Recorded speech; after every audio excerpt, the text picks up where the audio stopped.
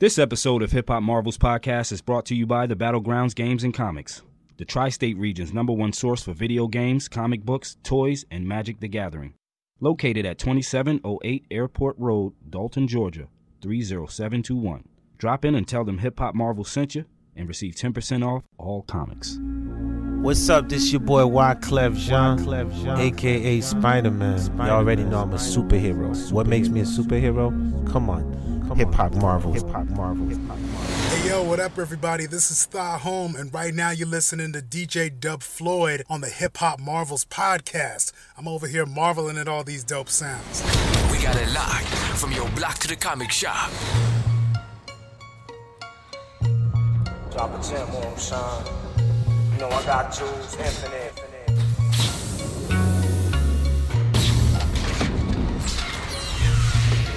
Fine. I'll do it myself. You now on that wavelength, time to sign in. As Dub Floyd and Claudius chime in on topics of comics, brought to expand the hip-hop connect with a gauntlet in hand. They got it locked in, they floss in the brand. The block to the comic shop, they cross and examine. Representation's famine and moved on the shelf, and the system is happy with the movement it's dealt. We don't wait for the sick to improve on the health, so we pull a Thanos, fine, I'll do it myself. And it'll come out extra clean, fresh for the fans like an extended scene. With the hip-hop and comic dimension, they activate you with gems they presentin'. Hand in the gauntlet, yes, we gon' flaunt it. Hip-hop marvels will bring you the rawness.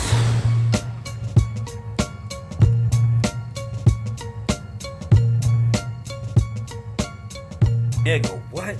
Like, how are you let it right at the end too?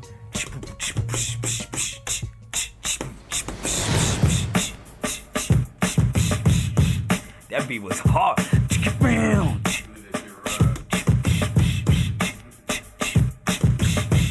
That beat was hard as hell, dude.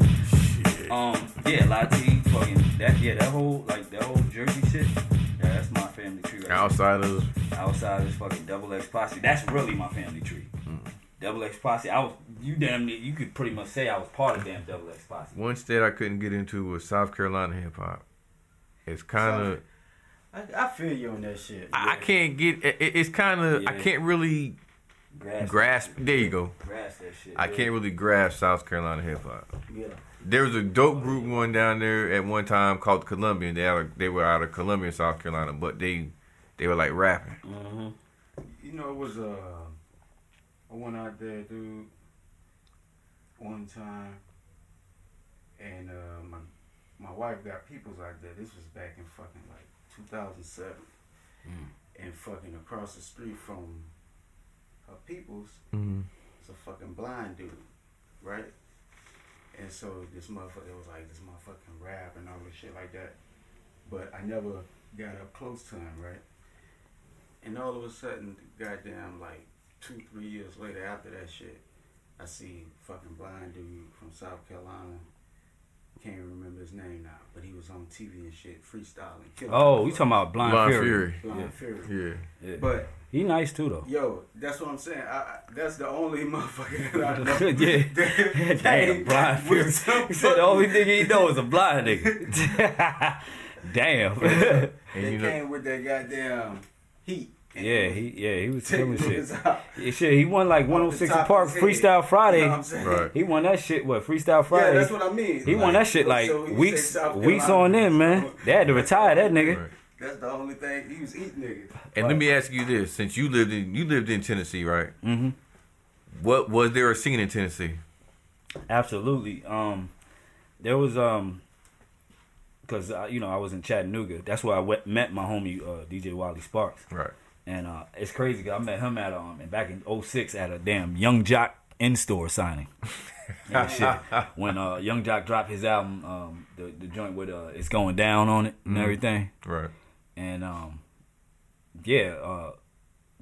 remember because Wally he's from Chattanooga, so he would do a lot of the local cats out of Chattanooga, and plus he did mixtapes with 8 Ball and MJG. He did Young Buck. You know what I'm saying? But they had other cliques out of there. I remember this one cat named D Cooley. He was real popping. He was like,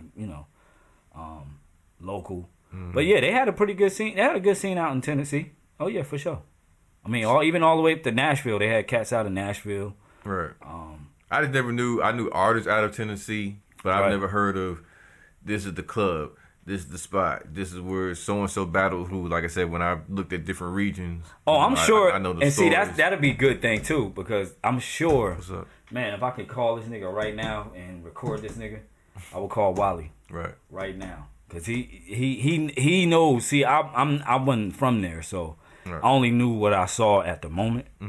But this was even years ago. But that's Wally Coyote. No, DJ Wally Sparks. DJ Wally Sparks. Yeah, but I'm sure he knows all of that history. You know what I'm saying? As far as who, like you said, the happenings, like where this was at, or this took place at, or like the only like hip hop group that I've ever heard of really out of Tennessee was a group called the Fluid Engineers. And Comanche. I can't say if they're from Chattanooga or from Nashville, but I know Comanche knew them, and I think they went like on tour together or something like that, and they were out of Tennessee. But you know, of course, I knew like the Haystacks, the 8 Ball, the MJGs. Yeah. There's this group 3-6 Mafia. Yeah. And you see, Wally, he's worked with all of them. Wally was one of the first ones to put me on to Yo Gotti. You know what I mean? Early. And now Yo Gotti is like everywhere. You know what I'm saying? Yo Gotti's from Tennessee? Huh? He's from Memphis. Oh, that's right. That's right. Yeah, so like, and then even like there's this group out of there. They're more of underground group called Natural Elements. Really? Yeah, they were actually on 2 of my Boondocks tapes. I want to say I knew of a crew out of Chicago, Natural Elements, but you know they broke down into different like parts. But I mean that sounds dope right there in Tennessee. Yeah, they're in Tennessee. They're based out of Chattanooga, Tennessee. Actually, matter of fact, Wally put me on to their. You know, he kind of put me on to them. And that was on which? I want to say it was the third one, Hip Hop Doctrine 3. I want to say my shit, but you know I was on kinds of other. It was one of the last. It was one of the last tracks though. That's my favorite installment of the Boondocks series, number 3. That was they had my Tanya Morgan shit and no, Tanya Morgan actually was 2. That's the one with Walk This Way. That was 2. That's 2. Yeah. Okay. Because remember, Hip Hop Doctrine 2 was 2 discs. Yes. It was a Hall of Justice disc and a Thugnificent disc. The Thugnificent disc was hosted by Metaphor the Great. Yeah, he's North Carolina. That's North Carolina too. Yeah. Well, he's actually I want to say he's from Jersey. He's from Jersey because he got that outsiders type flow. Right. But he's he been living down here so long. You know, he's like a North Carolinian now. You know what I mean? That's true. That's true. And whatever happened to Superstition? I mean, I think he retired. I mean, he had said it like a couple times though that he was going to retire. I heard that from Superstition in years. But I remember back when he was called Blackmail. Oh wow. Yeah, BLAK, MEL. Oh wow. But yeah, as far as like Tennessee, they got a little scene. They got a little scene out there. For real. See, that would be tight to see. I would like I said, that's part of that whole that's why I want to do. We need to do an episode like that. I'm gonna keep that in mind. Like when I think of Tennessee, honestly, first person comes to mind is 8 Ball MJG, and I hear about Orange Mound. Mm-hmm. And of course, I hear like not Tony Young Buck talk about Nashville. Yeah, Cashville, Tennessee. Yeah, Tennessee. Yeah, Cashville, Tennessee. But other than that, like I can't really tell you where like Haystack is from. I can't tell you where. Oh, I'm sorry. And well, Haystack was. Well, of course, 3-6 Mafia is from Memphis. Haystack is from. It's crazy because when I was stationed in Fort Campbell, Kentucky, I was stationed. The post is like right on the border of Tennessee and Kentucky. It's Clarksville, Tennessee. Right. So I think my cousin was stationed there. That's where Haystack is from. I think he's around from that area, like Clarksville, that whole Kentucky. Kind of like Tennessee how Bubba Sparks is from Athens. Right. Yeah, but not from Atlanta. Right. And Bubba Sparks, he's the one we got to use. Would you consider him blue-eyed hip hop? Yeah, he's dope. He's actually still doing shit. Like he's still doing. Bubba Sparks is dope. I thought the dopest song he did was like the intro to Dark Days, Bright Nights. Yeah. When he's getting on the airplane and shit. Yeah, that shit was dope as fuck. That shit was hard. That one and the verse he kicked on what's the name of the joint off of the Dungeon Family compilation album? The joint with Big Boy. Express, was it DF Express? No, it wasn't DF Express. It was the beat with damn, how the beat was. The beat, you could tell Organized Noise did that beat. That shit was hard as fuck. And Bubba Sparks came on there and flowed. Yo, his flow on that shit was hard. I was like, he's the perfect fit for the Dungeon family. Like, he's got roots. I mean, he wasn't Dungeon fan, but he's got roots. Yeah. He's got roots. But see, most people forget that Mr. was Dungeon fan. Yeah, a lot of people forget that. Mr. Bobby Valentino. Yeah, Mr. Bobby Valentino. Blackberry Molasses, one of Tupac's favorite songs. That's one of Tupac's favorite songs. He was a kid then. They were like 12, 13 years old. Yep, that was singing their asses off. Sure enough, Dungeon fan, right there. Yep, Mr. Wow, that's crazy. Yeah, that's back when we had Society a lot of those. Soul. That's back when we had a lot of those obscure R&B groups and shit, like with crazy names that we don't really mention right now, like Mr. Profile, Player. You know what I'm saying? Fucking Troop. I thought Player had potential. They had a hit though. Yeah. So that Cheers to You, it was crazy. Yeah. Troop. You know what I mean? You know, Troop was the shit though. Troop has a classic. I mean, an all-time classic. Men of Vision. You know what I'm saying? Men of Vision, yeah. You know what I'm saying? Men at Work. Yeah. You know what I mean? Men at Work, yeah. You guess you got High Five in there. High Five was different because High Five at that time, they was riding that New Edition train kind of hard. H-Town. Remember Subway? Wow. The whole East Coast family. The whole East Coast family. But Subway, that's early Uptown Records, bro. Yeah. Whatever happened to the white boys with the East Coast family? Sudden Impact. Wow. Whatever happened to them? Yeah. I don't think they dropped anything, did they? Nah, I don't think so. I know they was in that video, One for All. Yeah. I remember, the whole thing I remember about that is, my name is Fruit Punch, but I don't get out much. Yeah. It was like Michael B was like little cousin or something like that. See, that's why Boys the Men left their ass out. That's why when they said Boys the Men, ABC, BBD, the East Coast family, they ain't say Sudden Impact. Yeah. They said fuck them niggas. I think they were feeling him. They said fuck them niggas. He said fuck them niggas. We ain't bitching to them niggas. They ain't got nothing coming out.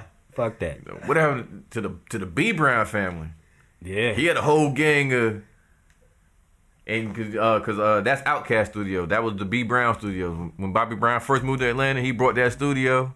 And after he got fucked up and shit like that, Outkast bought it. That's Stankonia studio now. I don't think they own it anymore, but they're the ones that like made it famous. Yeah. Cause they had shut that shit down after Bobby Brown and them left. Yep. Same thing like up there in Richmond, Virginia. Teddy Riley left. Pharrell brought the studio. We got it locked from your block to the comic shop. Okay, out there in Marvel Land, face front, this is Stan Lee speaking. You've probably never heard this before, so anything is liable to happen. Damn, I know when you're recording. No, that's after the fact. Right? No, I'm saying that's after the first part. Oh, yeah. Okay, I'm about to say, god damn, we just talked for an hour just now. Just that? Like, we talk about R&B for a whole hour? Like, nah. 20 minutes probably. All right, let's get into it, bro. Let's get into it. Yeah, that's good. Yeah. Nah, we getting into it. Yeah, that's how we supposed to do, man. Get into it. All right. It's your boy, DJ Dub Floyd, in the place to be. And in the place to be is DJ Dub Floyd. This is the Hip Hop Marvels podcast. And I'm alongside my co-host, Rick0378, the collector. How y'all doing this evening? Yes. So, man, what's been up with you? Let's get to that. Oh, man, it's been cold and raining today. Traffic was crazy. Day before Halloween. The day before Halloween. Hallows Eve. Hallows Eve. Are you giving out candy this year? Let me ask that. No, I'm not. No, I'm not. Rick said he don't love the kids. Nah, Rick love the kids. I'm not doing the candy this year. No candy. Nah, no candy. Don't come knock on the door. But have a safe Halloween, though. Yeah, have a safe Halloween. Enjoy yourselves. We were talking about some Halloween stories before we started recording, and man, I have a lot of them, man. I even have to the point to where like I have a dope ass story, man. I was in I want to say I was in second grade, and my mom, she. We had a Halloween parade costume party at school. So my mom sent me to school without my costume. You know what I mean? I don't know if she ran to go get it last minute. It was one of them. We growing up, we ain't have much. So she sent me to school with no costume. And so the rest of the kids, you know, they say, we're going to take this time out for everybody to change into their costumes and this, that, and the third. So everybody changing, getting, you know, dressed up and whatnot. And I'm sitting over there in the corner. Ain't got nothing to put on. So I'm saying, I'm like, I guess I'm going to be me for Halloween. You know what I'm saying? Right. So I guess the parade was going to start in like 20 minutes. So I was getting anxious. I was like, man, my mom dissed me. Like, you know what I mean? How were you again? I was about, this was like second or third grade. So I was about 7, 8 years old maybe. And this is back when the costumes had, like, you know, you had the little plastic mask with the rubber band behind your head, and it came with a rubber suit. Like, and I was digging. It looked like a rain. Yeah, it was like raincoat material. Yeah, and I was digging your eye right yeah, there. And everything yeah. And mess your face up, and it had a little slit for you to breathe through. Right. You barely breathe. Every time you talk, it's like you go up to the house, it's like trick or treat. You know what I mean? You have it sitting up on your head, scratching up your forehead because you got it sitting up because you can't breathe and it's hot. Right. Yeah, you got it up like a damn football helmet and shit. You know what I mean? So I'm sitting there waiting. So lo and behold, my mom walks in, and she didn't tell me what I was going to be that Halloween. So she proceeds to go to the back of the class and dress me up, you know, gets me dressed up. So she pulls out a hat with like hair attached to it. Pulls out a big old tie, a suit jacket, some pants, look like some clown shoes, a nose. And I said, Mom, what is this? Like, I remember asking her, what am I becoming? And she said, you're like a hobo, a clown hobo. And I'm like, okay. So she put it on and everything.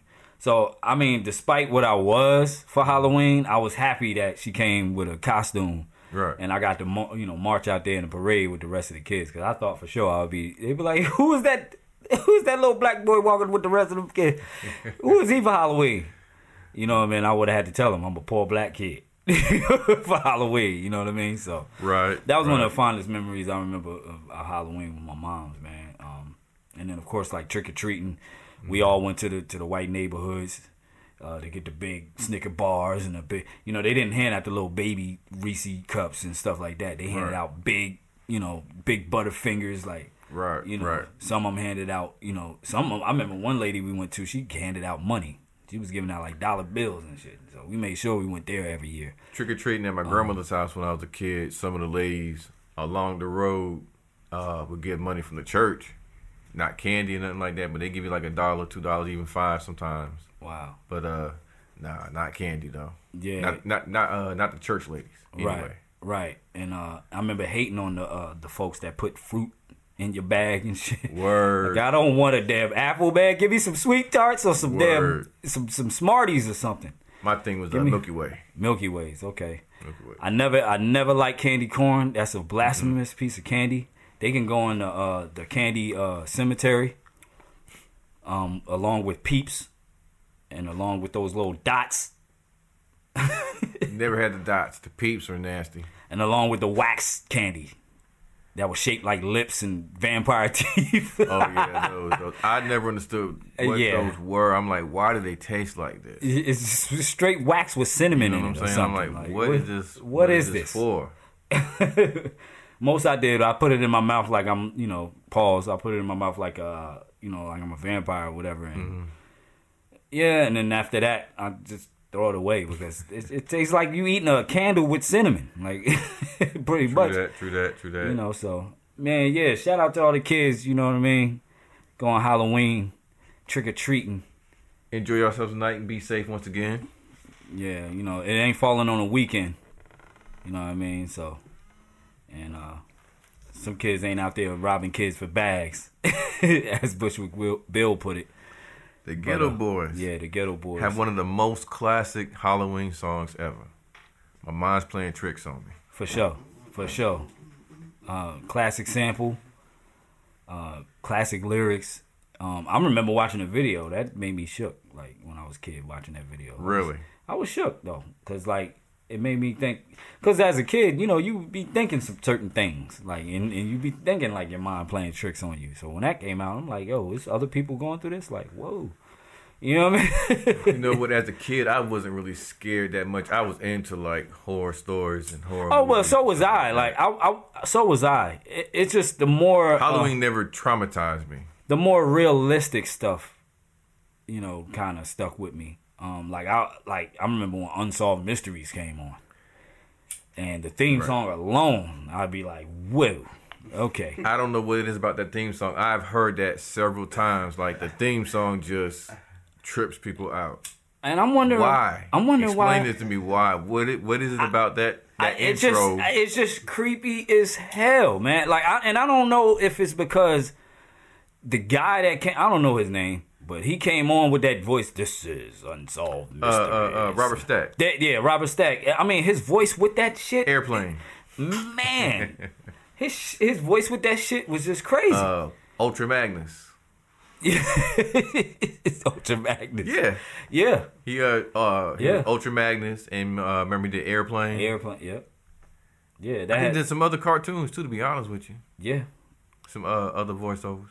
Yeah, but his voice with that theme song.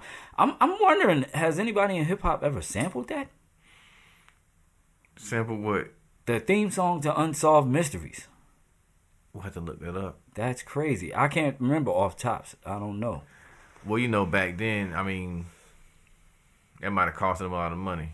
Yeah. I mean, what did Busta have to pay for using a Knight Rider? Or what did he have to pay for Give Me Some More? That's another horror movie, sample. Yes, sir. Busta Rhymes sampled a Psycho. Yeah, sample Psycho. You have Ready or Not by the Fugees. You know, I don't know the name off tops of the original sample, but that was in Sleepwalkers. You know? Right. Stephen King. Sleepwalkers. There's a lot of history with like Halloween / horror and hip hop. Do you remember DJ Jazzy Jeff and the Fresh Prince, Nightmare on My Street? Oh, for sure. That was one of the songs that kind of influenced me to go with the whole horror theme when I came out in the mixtape circuit. Because, I went by DJ Dub Floyd, Mixtape's Worst Nightmare. And they called me... That particular song. That particular song. They called me, the Wes Craven of the crates. You know what I mean? that was me. And a lot of my early mixtapes, especially my blend tapes, I had a blend series called Scream Mix. And I pulled a lot of clips from A Nightmare on Elm Street and and Scream.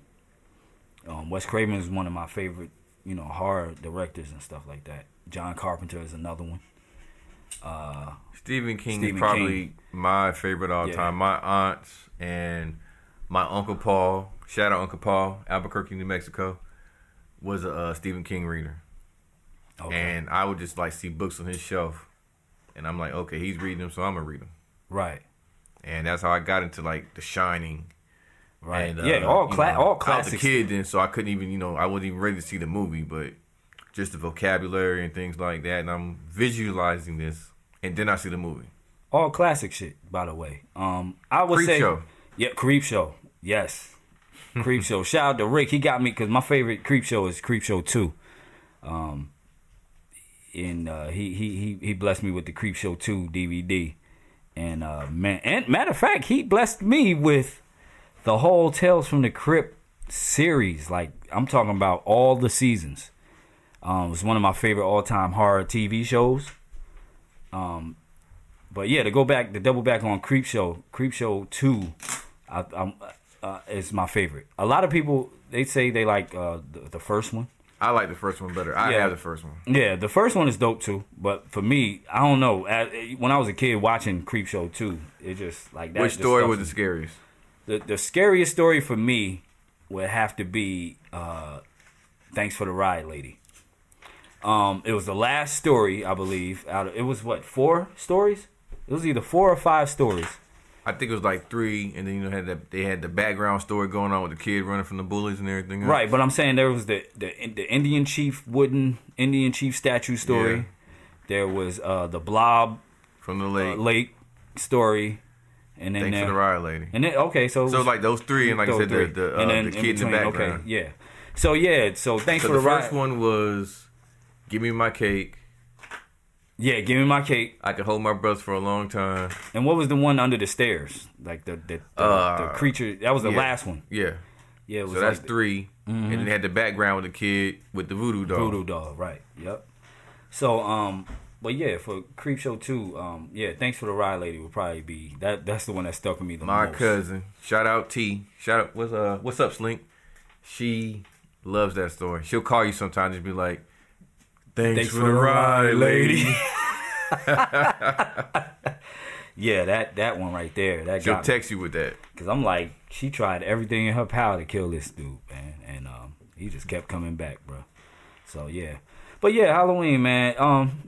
Not my favorite holiday, but I respect it. I think it's crazy though. I love being a geek, a hip hop geek, because I get to go to these conventions and see people dressed up all the time. So Halloween doesn't mean the same as it did before to me. That was the one year you could see people. Oh, I wonder what they're gonna be, or what kind of costumes they're gonna come up with, right? Or what, how creative they're gonna be. That's what I look at. That's what I look at now more than anything else. Yeah, how the creative. Yeah. I've seen Transformers that really look like Transformers. Yeah. I was searching my Instagram. I was just surfing my Instagram, and I ran across Deon Cole, the comedian Deon Cole. His Netflix special is crazy, by the way. I gotta check that out. But he was dressed up as Sho'nuff from The Last Dragon. I saw that. Hands down, he took over Halloween. Did you see Tracy Ellis Ross as DJ Quick? I did see that. That was dope too. I did see that. Tracy Ellis Ross. Yep, I did see that. That was dope. I look for the celebrities. I remember, Jay-Z and Beyonce and Blue. They did some stuff together. I think it was either last year or the year before. They were like Coming to America. I think I remember that. I remember Beyonce, her mom, and Blue were Salt and Pepper. I remember that. That was crazy. I do remember that. Like I look at that, and I enjoy cosplay. I enjoy the whole art of it because it's an art in itself. I love hybrid cosplay. I seen a picture of one dude who was Vegeta from Dragon Ball Z mixed with Prince, and he called himself the Prince of All Saiyans. So he had like a Vegeta suit on with the Prince symbol, and it was purple. You know what I'm saying? So like stuff like that is dope to me because it just shows you put some time and some thought into your costume. With that being said, I expect to see a lot of that at the Comic-Con coming up. NC Comic-Con coming up. Like I said, we'll be in the building for sure. We will be there in the building. So you run up to us, you know what I mean? Holla at us, and we'll be there. Now that's what I'm looking forward to seeing. Now, I've been to a convention in probably 10, 15 years. So, and even back then, the costumes, it wasn't what it is now. Right. This was also at a small convention center back in DeVille. You know what I'm saying? So, there were people out there, of course, in costumes, but it wasn't, like I said, it's like everybody's in costumes. Yeah, it's like a big movement now with cosplay. They even have cosplay contests. I think they have one at the convention. So, where you get judged on the costume and everything. So, and, with this being at the convention downtown Durham, it's going to be people like this outside, milling around. Right, right.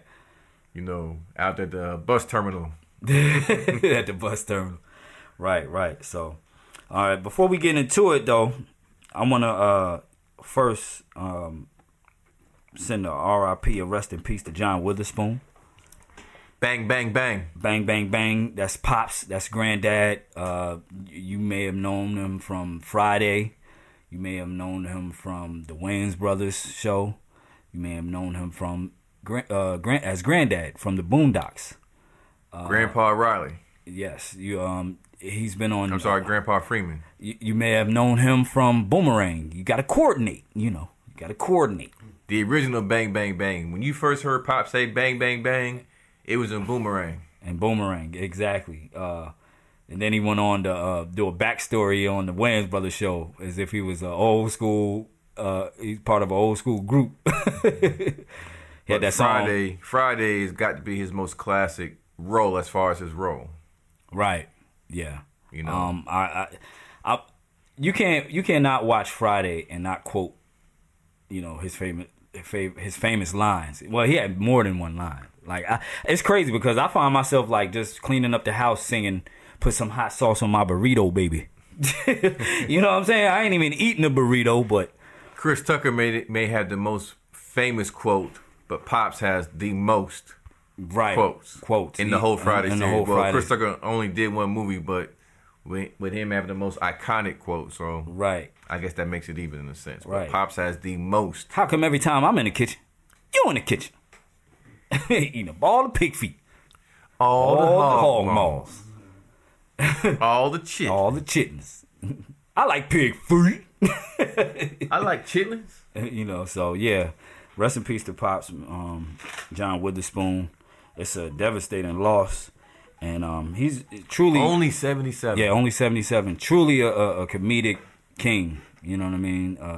He's comedy royalty. With the heavyweights. Yeah, with the heavy. Back there with Richard Pryor and Red Fox. With the heavyweights. And Robin Williams. Robin Williams. It's crazy. It's because I think were they planning on filming the final Friday? Last Friday? I've been and if so, we've been hitting it off and on, bro, for like detox years now. Right. And if so, they're gonna probably have to pull like how they did with, you know, Robin Williams on House Party, you know. You know, that might bring them together. Because between House Party 1 and House Party 2, you know, Robin Williams, I'll say Robin Williams, oh my goodness. Robin Harris. Right. Robin Harris was on the first one. Right. And in between that time, that's when he passed. And then on the second one, it was like they tied it into the movie. So they might have to play it like that if they do decide to do another. That might bring the cast together. Really, what you keep hearing really is Chris Tucker. Everybody said, you know, they down to do it. I'm fine with it. Blah blah blah. But it always seems to be Chris Tucker. But when you start making $20 million a movie, yeah. But dig this though. This is how dope he was. Like he was in the, they were going to start recording the new Boondocks series that, you know, because Boondocks is back. You're right. So it's crazy. Right. So it's like, what are they going to do about that? Like, this is wild, man. I mean, it's just totally sudden, and it's, you know, it's a sudden loss, and it's just, you know, sad for comedy, for the comedy world. It's sad for, you know, the hip hop world as well, because, you know, Friday, that's a hip hop movie. You know, absolutely. Boondocks is a hip hop cartoon. I don't care how you put it; it's part of the culture. And yeah, it's just a devastating loss, man. And so, you know, prayers and condolences go out to his family. And, you know, like I said, another rest in peace to John Witherspoon. Rest in peace, Pops. I forgot to plug in earlier, but yeah, you can catch us on multiple podcast platforms. We're on Apple Podcasts. Everywhere. Yeah, we're everywhere. We're on Apple Podcasts, Google Podcasts. We're on Google Play Music. We're on Spotify, Stitcher, Podcast Addict. And now I'm happy to announce that Hip Hop Marvels is now on iHeartRadio. So, iHeartRadio. Yep. So if you're on there, you can check us out. You can subscribe. We're on iHeartRadio now, so I'm happy for that. Big round of applause. You know what I'm saying? You know what I mean? So more content coming soon, of course. Yes, definitely. So, so we're just gonna get right into it, man. So yeah, recently I read that Ray J had purchased the life rights to Suge Knight, what does that mean? Yeah, life rights. Life rights. All right, so we're gonna dive into that. Life rights. I'm guessing that it's, the rights to his like biopic and, any things of that nature. But I also was reading that he has like control over like the death row stuff and all of that. So you're talking like the but I'm not sure. But death row catalog. I don't know. But didn't recently Hasbro buy Death Row? Hasbro Toys. Yeah, Hasbro Toys. Wasn't that G.I. Joe Hasbro? G.I. Joe Hasbro. So wasn't that an issue at first? Like, didn't they? From what I understand, not necessarily this particular situation, but it seems like these catalogs get sold all the time. Sometimes they even buy whole companies that contain these catalogs. Like when Epic bought Jive. Right. They automatically had Tribe's last contract. That's why their last album came out on Epic. Mm. You know, that got absorbed. Same thing like when I think Geffen absorbed Raucus. So they kept, but you know, they kept Mos Def and they kept the Roots, but they got rid of like Mad Skills, the Beat Miners, Shabam Sadiq, right? Pharoah Monch. Well, I think they tried to keep Pharoah at first, but you know, things didn't work out. Right. But those contracts get sold all the time. So you know, and you know, for all we know, Suge Knight could be double dipping, right, as well. He's you know, signing an agreement with them and saying this, and then he's on the side doing more with Ray J because you know that's supposed to be his man. You know what I'm saying? Yeah, they have a history together. A lot of people may not realize that, but they do have a history together. I think he was his bodyguard when he was like younger, like back when he was doing like Thea and stuff like that. Oh wow! See, I didn't know that. But, yeah, I think he also did security for Brandy for like you know a little bit, you know, just being around the family because they did live, you know, when they moved from Mississippi to Cali, you know, they didn't live in Beverly Hills. No, they didn't. I want to say they stayed in Compton for a little bit, if I'm not mistaken. I don't know how long, but I want to say when they first moved to Cali, you know, getting on their feet out, you know, out west and everything, they was in like Compton. Right. So I'm just trying to figure out what this means as far as Ray J is concerned. And I think Nick Cannon has book rights. Yeah, and that's another thing that I read. Nick Cannon has the book rights, which, I mean, I'll be interested in seeing a biopic of Suge Knight and reading a book. You know, there's a lot to this man. That's a lot that I want to know about. You know, it was a mighty rise and fall though. Yeah, of Death Row. Yeah. I mean, I can't really say I've ever seen another label, and maybe, you know, because, you know, this is our lifetime, so, you know, this is ours if, like, our parents saw, like, well, Motown didn't crumble, they just kind of, are they still exist as a label? What, Motown? Motown. That's a good question. That's a good question. Yeah, that's a good question. But, you know, okay, Nick Cannon has his book rights, but Ray J has his music and I guess visual? music and life rights, I would say. That life rights word. Yeah, a lot of people say life rights. Yeah, that's a big word, but I guess it just leaves you in charge of you could do whatever you can tell that story. I was just watching a Breakfast Club interview this morning with Byron Allen. Right. And he was talking about how he bought the life rights of Coretta Scott King. And he's planning on doing a movie about her life, telling her perspective of Martin. Okay, that sounds like that's what it is. Yeah, that's what it is. Yeah, maybe Spike did the same thing with Malcolm X, even though I doubt that very seriously in that kind of capacity. Right. But I can see. Yeah, it's just more so pretty much given. I wonder if Casey Lemons did that for the Harriet Tubman movie. Have you seen that trailer yet? Yeah, and that looks crazy. I want to say that it may have. I don't know. It may have. I don't think that it's gonna be. I don't think that it's gonna like kind of water it down, especially I'm talking about as far as the people that are involved, like Suge selling his life rights to Ray J.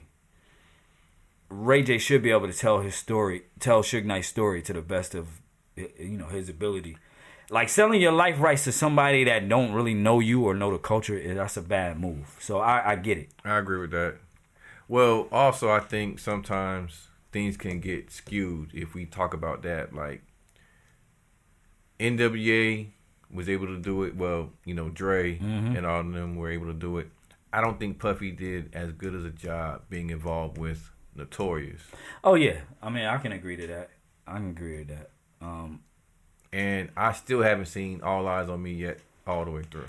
Well, I've seen All Eyes on Me. I like I said, I thought it could be better. And I like Benny Boom. I like his work. I thought it could have been better. Benny Boom did Next Day Air. Mm-hmm. What else did he do as far as like movies? I remember him mainly for like the videos, you know, the hip hop videos. Yeah, like the videos in the 90s. is crazy. Yeah, he had some crazy videos. And didn't he start under Hype? Did he? No, Little X started under Yeah, Hype. Little X. And Malik Saeed started under Hype. Yeah. Benny had to start under somebody. I mean, well, he didn't have to. You know what I'm saying? I had Right. to look up his career. Right.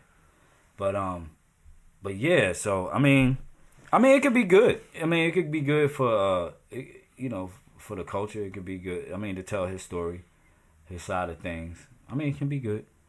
I mean, there's money to be made, obviously. They had to be done right, though. And it just shows you to a degree what type of businessman Suge is, even in jail. You know what I'm saying? Suge even is in gonna have to prison. be honest though about some things, and I don't know if Suge needs to be totally honest quite yet, right? About everything. I mean, Right. he's sitting. Don't get me wrong, but right. I'm not trying to pile nothing else on. Right. But it should be good.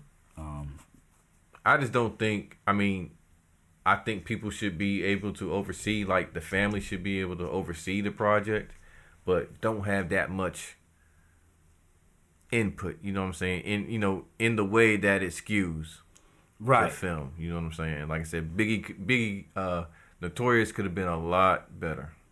100%. Could have been a lot better. 100%. The acting was fine. I was fine with the acting and the portrayals and even some of the stories. We know certain things were left out. Right. You know, to save face as far as Big. And I'm cool with that, but you know, we got to be honest about everybody. Yeah, for sure. I thought NWA was fairly honest. You know, there's controversy about Eazy-E getting beat up by Suge Knight. Right, and all of that, yeah. Because it's been so many that have disputed. I mean, like a whole lot. I've never heard Cube or Dre or really Yellow or Ren either comment on it, but like Arabian Prince and Alonzo and cats we know that was there. Right. Was like that never would have happened. Right, yeah, for sure. Never. I mean, it leans on who's directing the content and who's behind it, you know. So I mean, like I said, given their relationship, you know, Ray J and Suge's relationship, he should do a great job. I don't think he's gonna put Suge in a bad light. Right. Regardless. Right. Neither Nick Cannon either. You know, Nick Cannon. You know, that'll be more like a autobiography, somehow. You know, like that. I guess Nick will be talking to him, and I guess relaying. You know. Yeah, it's kind of like how writing the autobiography. book. Yeah. So yeah. I don't, you know, that's two people making money. I just guess that probably gave like a Suge like a cash infusion. Right. You know, Nick got it. Right. I don't know. Ray J's. No, Ray J got it. Okay. Well, he's doing good with them Scooty bikes and Raycon and them headphones. Yeah, he's doing great. Them shits are selling. Like that's one thing I do respect about Ray J. Is he done with Love and Hip Hop now? He's still on Love and Hip Hop, but he's getting it all, ain't he? He's getting it all. No, he's still on Love and Hip Hop, but he's doing great with. He's got to be the highest paid for that. Probably so. He definitely got to be like on there the longest. I know he's doing great with his ventures, his business ventures. So smart man. I mean, yeah, he's a smart man. Nick Cannon. That's another smart guy. You know, Suge is smart for doing that. You know. Yeah. Suge was smart with the whole as far as Death Row period. It was just. I mean, well, let me say that was probably more Dre as far as like the idea. Right. But Suge had the money and the muscle. Yeah. To make that happen. We're gonna leave it at that. Money and muscle. We're gonna leave it at that. So man, Kevin Feige. He's it's crazy because between last episode and this episode, this is episode number 5. I hadn't put that out there. I don't think we just got right into it, didn't we? Yeah. Ladies and gentlemen, this is episode 5, number 5. My second appearance. Right, his second appearance. But Kevin Feige, yeah. So we haven't So we really haven't, you know, put out a lot of Marvel info or, you know, talked about Marvel much. So, you know, we're going to, you know, start with that this episode. But and let me say this. I have been binging, ladies and gentlemen, on comics since episode 4. I mean, I am so far behind on a lot of events that have happened in the comic universe, not the MCU. You know, that's a difference. Right. But as far as you're comics, not alone in that, and it's crazy because you could quiz me about anything that happened in the past in the comics, and I got you. But me too. The current state, I'm not too up on, but we're working towards that, and I want to bring somebody on the team that's fluent in that. You know, that can just give little updates of what's coming new. You know, I mean, I'm like I said, I'm trying to catch up. You know, I'm trying to catch up. You know, I've been getting the Cliff Notes versions. Right. You know, and thank goodness for YouTube. You know what I'm saying? YouTube, and shout out to those guys. There's a lot of folks on YouTube that bring you up to speed on certain issues and certain series and sagas and everything. So shout out to those folks. But yeah, Kevin Feige, he's pretty much God status over there at Marvel and Marvel Studios. He's the watcher. Yeah, pretty much. He's the watcher because Jeff Loeb has been fired from Marvel Television. I know you guys from the top of the year, you know, you've been seeing different Marvel series get canceled.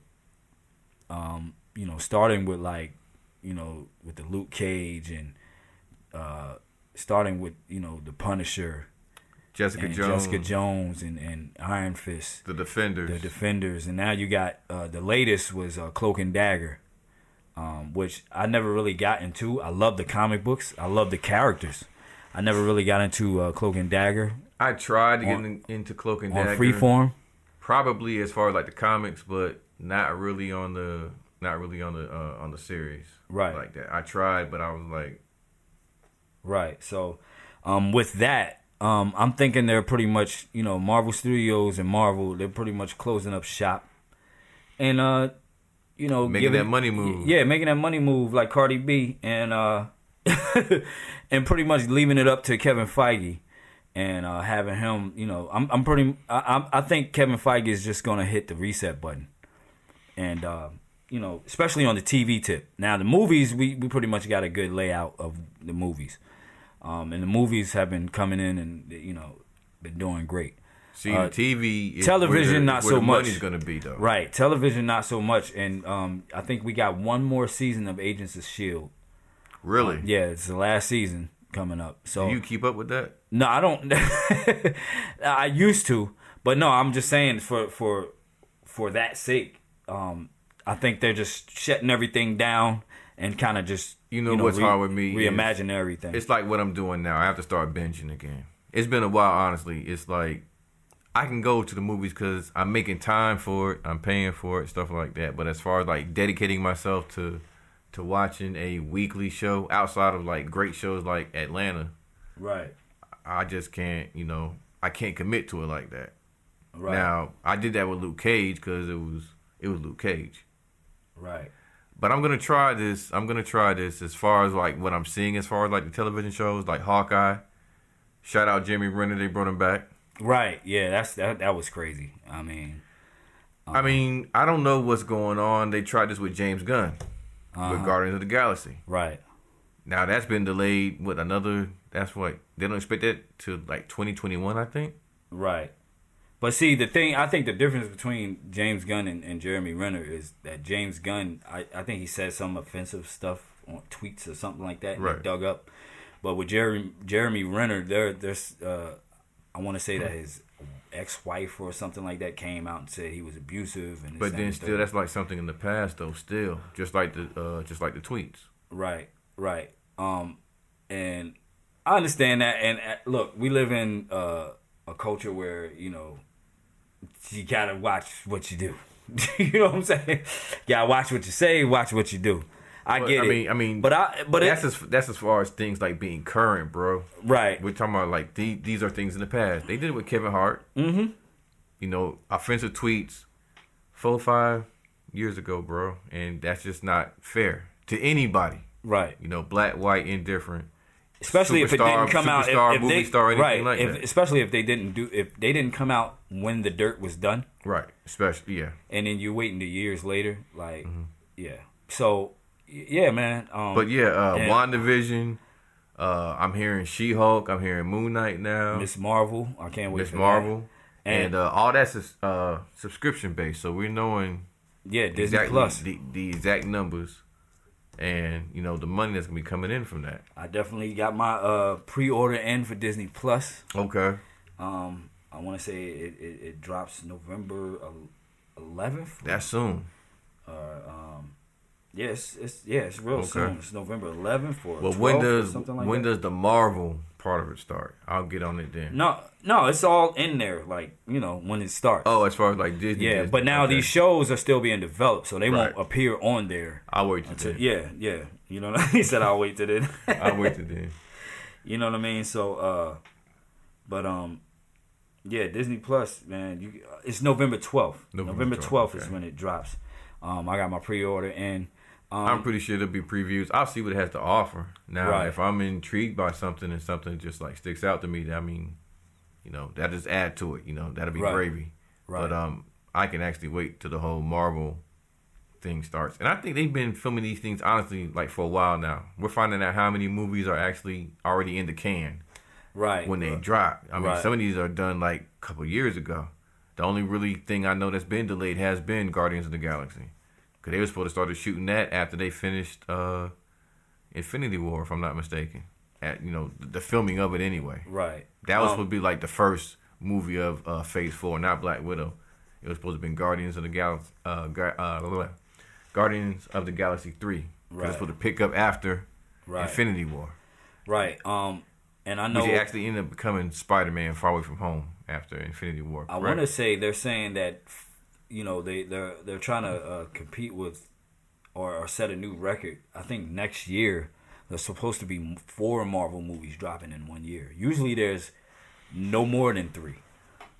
So it's 2. Widow, Doctor Strange, I'm sure. No, a lot of those are not. Well, I'm definitely Widow. I know for sure. Yeah, Black Widow for sure. I think it's Eternals.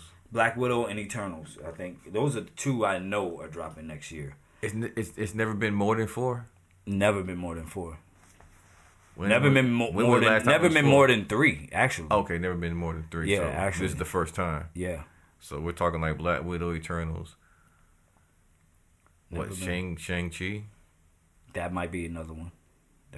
I definitely seen that one being out there. That might be another. Because I mean, just being honest, they're aiming for a certain demographic, but that was like the same thing with Black Panther. Right. Great movie, but we know. Right. We know. But the dope thing I think about with I was about to say Jeff Loeb, but with Kevin Feige is that he's going to continue to connect the dots on these shows and movies, which is dope. So the fact that he's heading the TV portion of Marvel, Marvel Television, is great because now he's giving the fans what we wanted initially. Maybe he can tighten up Agents of So S.H.I.E.L.D. now you can see some characters from these shows show up in movies and vice versa. Well, I'm hearing. Well, you're already going to see the characters from the movies show up, like with Falcon and Winter Soldier. Right. Yeah. Well, I was hearing that along from the beginning, like shows like She-Hulk and Moon Knight were going to appear in the MCU as far like the new Avengers is what I'm hearing that they're calling it anyway. The next Avengers film. That franchise is too lucrative for them to stop making that. But no, they're going to keep running with that. It might even, like I said, even actually bring out Secret Wars as well, which I keep hearing over and over and over again. They're gonna keep on with the Avengers. I'm just wondering if they're gonna do like a younger. There was an interview and Kevin Feige stated that he said we're just gonna see we're gonna keep that going. Mm-hmm. You're just gonna see a different rendition of the team that you've never seen. You're gonna see some people that you've known and you've seen before, and then you're gonna see some characters that you haven't even seen, so DC, this is where DC is so far behind, is that Marvel you can see they had this planned out. This has been to like 10 years since the beginning. How long were they planning before that? Right.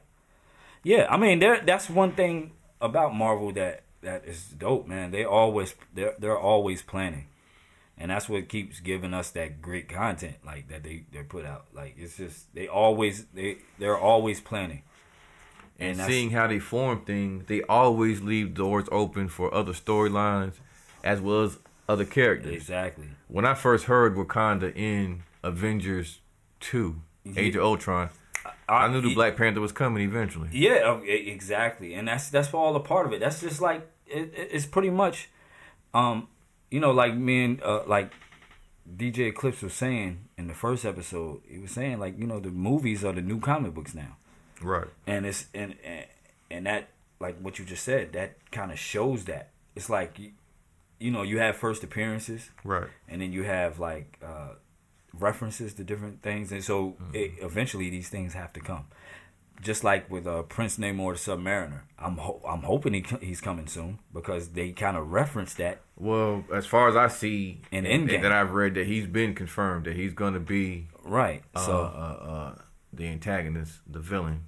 That's already been set up though, as far as Endgame, yeah, that's what I'm saying. So where Okoye was talking to Black Widow about the disturbance under the sea. Yeah.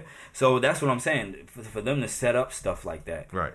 And then like it just makes it seem like a seamless, never-ending story, which is crazy. That's why I say like a lot of these movies and films I think are really already done. I'm thinking now it's coming down to editing and CGI and things like that. Honestly, I think that's what's going on right now. Some of these are already in the can done. I think Black Widow is done. Oh yeah, for sure. I think Eternals are done.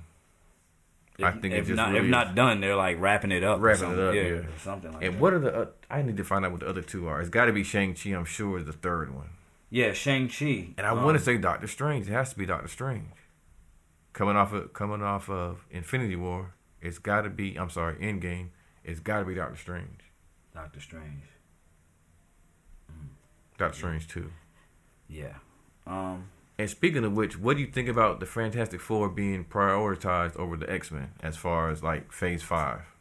I think it's me being me being a ultra Stan Lee fan and an ultra Marvel fan. I think it's only right because if anything, they should have been the first motherfuckers to come out to begin with. Nah, I think so. Spider-Man.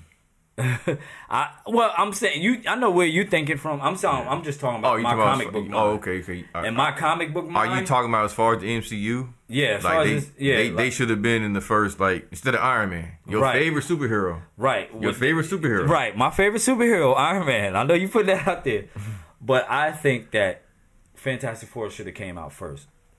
Just kind of like to replicate what was done in Timely Comics and before they became Marvel and stuff like that. You know what I mean? Okay. They were the first family. They were the MOP of the Marvel Universe. You know what I mean? So, Firing Squad. Yeah, Firing Squad. Firing hard. Shout out to Johnny Storm. But I don't mind that. I mean, Fantastic Four. I mean, I definitely thought they were going to go as far as popularity. Right. I thought they were definitely going to go as far as popularity. Right. Where I thought it was going to be Spider-Man first. Right. I knew the Avengers weren't far behind. I didn't really know how they were going to set that up. I mean, they did a great job. I mean, I wasn't expecting Black Widow. Right. Hawkeye, he's always been a long time member. Right. And no matter the situation, even though he only has a bow and an arrow. Right. He was always able to step up. I do go in with the understanding that the stories and some of the they're going to change some stuff around for the sake of the movies. Oh yeah. You know what I mean? And definitely to identify with this generation. Yeah, so I understand that and I go into it like that. I don't expect it to be, I'm not going into it as an elitist, a Marvel elitist. Oh, no. You know what I'm saying? No. But I'm fine with it. Like, I don't have any certain issue with characters playing certain characters like some people do. Right. I just want to be as true as possible, but also, like I said, including a new generation as well as updating the timeline. Yeah, for sure. You know, Tony Stark couldn't be in Vietnam. The generation doesn't understand that. Yeah, he had to be in the Middle East. Yeah, it had to be. Desert Storm? Yeah, he supposed to have been in? Yeah, he had to be, you know, in the Middle East. He couldn't be. And I understand that. You know what I mean? But yeah. So I mean, I'm glad Kevin Feige's at the helm, and this also means, this is why I say God status. This also means he's the head of Marvel Comics. Like he oversees the comic book portion as well. The Watcher.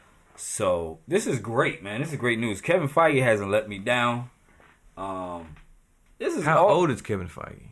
That I don't know, but this guy, because him, it's crazy making that kind of money now, bro. It's crazy because I'm viewing him like before all of this. I didn't know who a damn Kevin Feige was. No, I didn't know him to Iron Man. You know, so now it's like I'm holding him to the highest regard.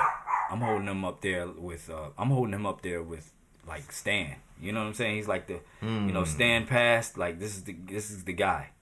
You know what I mean? Like he's the gatekeeper of all things Marvel, like Stan was. You know I'm sure Stan, you know, and he's smiling down, looking like, okay. If the decision was made before he passed, I'm pretty sure Stan had a hand in it.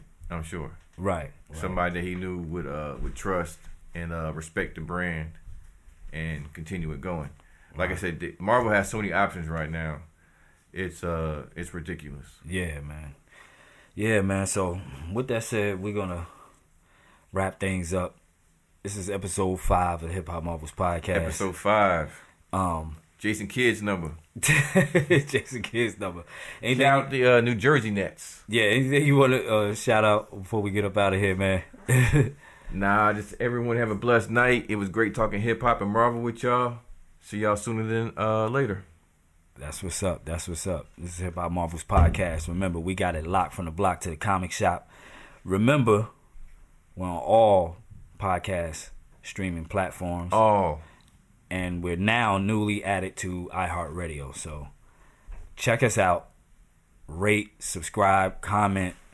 And don't forget to check out the website. The website is live. How can I forget that? hiphopmarvels.com is live. Like I said, LIVE. Yeah, it's a work in progress. So visit the site. You can listen to the podcast there as well. And if you have any questions or comments, you know, you can hit us up at hiphopmarvels@gmail.com. We're on Twitter at hiphopmarvels, and we're on Instagram at hiphopmarvels. Also on Facebook, Hip Hop Marvels. Peace.